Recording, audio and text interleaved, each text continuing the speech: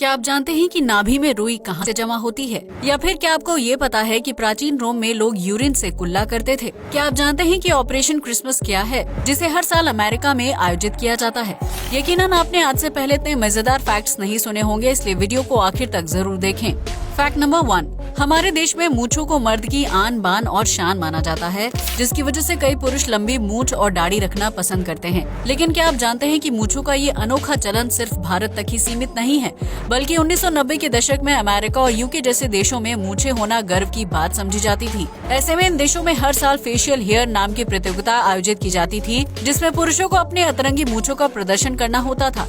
इस प्रोग्राम के दौरान पुरुष अपनी मूंछों को यूनिक और आकर्षक डिजाइन में बनाकर तैयार करते थे, ताकि उनका लुक सबसे अलग और खास दिखाई दे। जिस पुरुष की मूंछें सबसे आकर्षक और शानदार होती थी, उसे प्रतियोगिता का विजेता घोषित कर दिया जाता था और उसे जीत की खुशी में अच्छी खासी रकम इनाम के तौर पर दी जाती थी। अगर ऐसा मूंछों वाला कंपटीशन हमारे देश में शुरू हो जाए तो सरकार को एक नहीं बल्कि कई इनाम रखने होंगे। फैक्ट नंबर 2, आज के आधुनिक दौर में मुसीबत में फंसे जवानों को रेस्क्यू करने के लिए कई अलग अलग तकनीकों का इस्तेमाल किया जाता है। लेकिन क्या आप जानते हैं कि 1960 के दशक में पानी में फंसे जवानों को किस तरह से सुरक्षित बाहर निकाला जाता था? अगर नहीं तो हम आपको बता दें कि उस दौर में सेना द्वारा स्काई हुक तकनीक का इस्तेमाल किया जाता था, जिसके तहत पानी में फंसे जवानों तक एरोप्लेन की मदद से एक स्पेशल किट पहुंचाई जाती थी। जवान जैसे ही उस किट को खोलते थे, वो एक हीलियम बैलून में तब्दील हो जाती थी। इसके बाद वो हीलियम बैलून हवा में उड़ते हुए प्लेन के साथ एक हुक को अटैच कर देता था, जिसके बाद पानी में फंसे जवान को उस हुक में रस्सी लगाकर प्लेन की तरफ खींच लिया जाता था।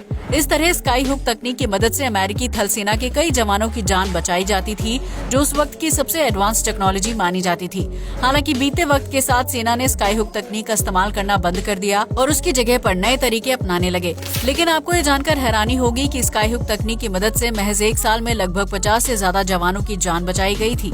फैक्ट नंबर 3, दुनिया में विभिन्न प्रकार के रेस्टोरेंट्स हैं, जिन्हें कस्टमर्स को आकर्षित करने के लिए अलग अलग थीम के साथ बनाया जाता है। लेकिन क्या आपने कभी ऐसे रेस्टोरेंट के बारे में सुना है जहां खाना सर्व करने के लिए वेटर को रस्सी पर लटकना पड़ता है? अगर नहीं तो हम आपको बता दें, ये अजीबोगरीब रेस्टोरेंट थाईलैंड में है, जिसे सोनेवा किरी के नाम से जाना जाता है। इस रेस्टोरेंट को पहाड़ों के बीच में बनाया गया है, जिसमें कस्टमर्स को बांस से बने एक छोटे से केबिन में बैठाकर पहाड़ों के सहारे हवा में लटका दिया जाता है।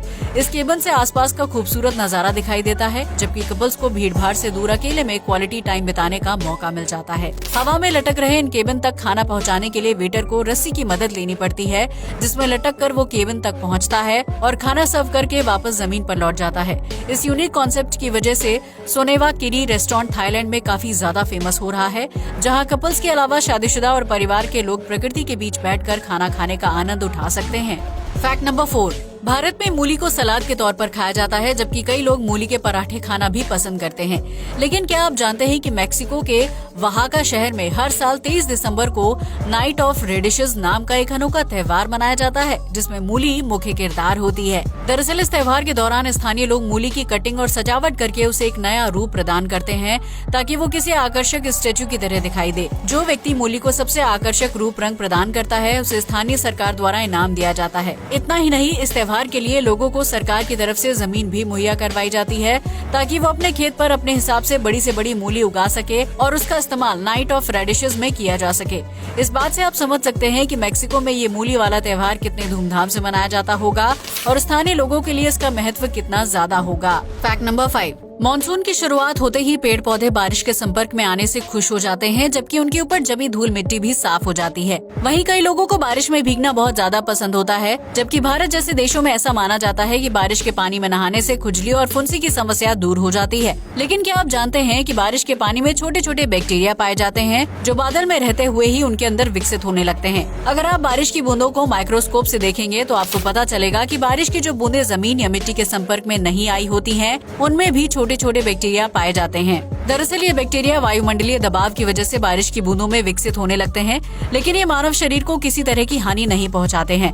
हालांकि अगर आपको ये लगता है कि बारिश का पानी पूरी तरह से साफ होता है, तो ये सिर्फ आपका एक मिथ है। फैक्ट नंबर 6, हमारे देश में डॉग लवर्स की कोई कमी नहीं है जो घर में पालतू कुत्ते को रखना पसंद करते हैं, लेकिन कामकाजी लोगों के लिए कुत्ते का ध्यान रखना बहुत ही मुश्किल हो जाता है, जिसकी वजह से वो अक्सर कुत्ता नहीं पालते हैं। लेकिन अगर आप डॉग लवर हैं और कुछ समय के लिए कुत्ते को अपने पास रखना चाहते हैं तो आप मैड अबाउट डॉग्स नाम की संस्था से संपर्क कर सकते हैं। ये एक ऐसी संस्था है जो लोगों को कुत्ते को किराए पर देती है। इस संस्था को वीरेंद्र शर्मा नाम के व्यक्ति ने शुरू किया है, जिन्होंने देश भर में 100 सेंटर बनाए हैं। डॉग लवर्स इन सेंटर से संपर्क करके अपनी पसंद का कुत्ता किराए पर ले सकते हैं, जिससे उनका अकेलापन दूर होगा और वो डिप्रेशन का शिकार होने से बचेंगे। अगर आप डॉग लवर हैं और डिप्रेशन से बचना चाहते हैं तो मैड अबाउट डॉग्स से संपर्क करके अपना मनपसंद कुत्ता किराए पर ले सकते हैं। Fact number 7। आज तक आपने कई खूबसूरत स्टैचूज देखे होंगे जो अपने आप में बेहद आकर्षक लगते हैं, लेकिन क्या आपने कभी बोलने वाले स्टैचू को देखा है जो अचानक से हरकत करना शुरू कर दे? अगर नहीं तो हम आपको बता दें कि डेनवर इंटरनेशनल एयरपोर्ट पर दुनिया का पहला ऐसा स्टैचू लगाया गया है जो वास्तव में बोल सकता है। Are you hungry? Oh, I'm starving. You got anything for me? Those flowers look delicious. दरअसल इस स्टैचू को 3D आर्टिफिशियल तकनीक के जरिए तैयार किया गया है, जो सेंसर की मदद से अपने आसपास से गुजर रहे लोगों से उनके मूड के हिसाब से बातचीत करता है। इस दौरान कई लोगों को पता भी नहीं होता है कि वो स्टैचू सच में बात कर सकता है और उसके आसपास से गुजरते वक्त अचानक से स्टैचू की आवाज सुनकर कई बार यात्री घबरा जाते हैं। दरअसल इस बोलने वाले स्टैचू को लोगों का मनोरंजन करने के मकसद से एयरपोर्ट पर लगाया गया है, ताकि वो अपनी फ्लाइट का वेट करते हुए बोरिंग फील ना करें। आपको क्या लगता है, ये बात करने वाला स्टैचू मजेदार है या फिर डरावना? अपना जवाब कमेंट सेक्शन में जरूर शेयर करें। Fact number 8। आपने अक्सर फिल्मों में देखा होगा कि क्रिसमस के दौरान सेंटा क्लॉज बच्चों को गिफ्ट, चॉकलेट और कपड़े देते हैं, जो किसी काल्पनिक दुनिया जैसा लगता है। लेकिन क्या आप जानते हैं कि अमेरिका में फेडरेटेड स्टेट्स ऑफ माइक्रोनेशिया में हर साल ऑपरेशन क्रिसमस नाम की एक परंपरा को फॉलो किया जाता है, जिसके तहत अमेरिकी नौसेना आसमान से चॉकलेट, गिफ्ट और कपड़े जमीन पर फेंकते हैं। दरअसल ये एक आइलैंड है जो अमेरिका के अन्य शहरों से बिल्कुल कटा हुआ है। यहाँ के लोगों तक अच्छा खाना और कपड़े पहुँचाने के लिए अमेरिकी सरकार द्वारा साल 1952 से ऑपरेशन क्रिसमस मनाया जा रहा है, जिसके तहत साल में एक बार आइलैंड में रहने वाले लोगों के लिए आसमान से जरूरत की चीजें फेंकी जाती हैं। ये सामान लकड़ी से बने बॉक्स के अंदर होता है, जिसे पैराशूट की मदद से बांधा जाता है। एरोप्लेन से गिरने वाले सारे बॉक्स आइलैंड के आसपास ही गिरते हैं, जिन्हें स्थानीय लोगों द्वारा कलेक्ट कर लिया जाता है। ऑपरेशन क्रिसमस अमेरिका की सबसे पुरानी और लंबी परंपरा मानी जाती है, जो साल 1952 से अब तक चली आ रही है। Fact number 9। आज के आधुनिक समय में ब्यूटी प्रोडक्ट से लेकर हेल्थ प्रोडक्ट तक हर चीज है, जिसके अलग अलग ब्रांड्स और फ्लेवर्स भी मिलते हैं। इन चीजों में माउथ फ्रेशनर्स को लोग बड़े पैमाने पर इस्तेमाल करते हैं, जो मुंह की बदबू दूर करने के साथ साथ सांसों को तरोताजा भी करता है। लेकिन क्या आप जानते हैं कि दुनिया का सबसे पहला माउथ फ्रेशनर किस देश में बनाया गया था?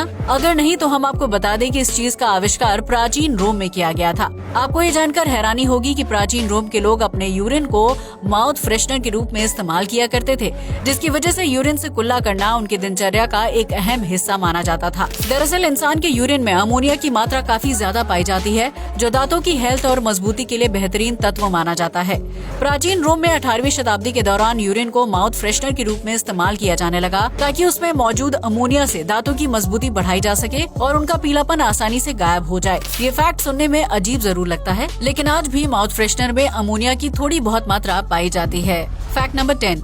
आप में से बहुत से लोगों ने इस बात को नोटिस किया होगा कि अगर नाभि को रोजाना साफ ना किया जाए तो उसमें गंदगी के साथ साथ रुई नुमा चीज जमने लगती है। कई लोगों को ये समझ नहीं आता है कि आखिर नाभि में रुई कैसे पैदा हो जाती है, तो आज हम आपको इसी सवाल का जवाब देने जा रहे हैं। नाभि में रुई जमने को लेकर साल 2012 में ऑस्ट्रेलिया में एक रिसर्च की गई थी, जिससे ये बात सामने आई कि नाभि में रुई जमने की 4 मुख्य वजह होती है। इसमें पहली वजह नाभि का गोल आकार, दूसरी वजह नाभि में मौजूद डेड सेल्स, तीसरी वजह पेट के आसपास बाल होना और चौथी वजह इंसान द्वारा पहने जाने वाले कपड़े होते हैं। जब कोई इंसान ऊनी या ज्यादा फर वाले कपड़े पहनता है तो उसके कुछ रेशे पेट की त्वचा से टकराते रहते हैं और नाभि के गोलाकार होने की वजह से उसके अंदर जमा हो जाते हैं। उस स्थिति में पेट के बाल और नाभि में मौजूद डेड सेल्स एक साथ मिलकर नए बैक्टीरिया को जन्म देते हैं, जो बालों, कपड़ों के रेशे और डेड सेल्स को मिलाकर रुई जैसी चीज को बनाना शुरू कर देता है। अगर नाभि को लगातार साफ ना किया जाए तो उसमें मौजूद बैक्टीरिया रुई को बनाते रहते हैं, जिसकी वजह से नाभि ब्लॉक हो जाती है और उसमें रुई का एक बड़ा टुकड़ा अटक जाता है।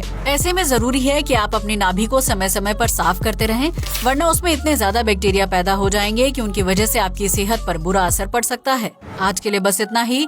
जय हिंद दोस्तों।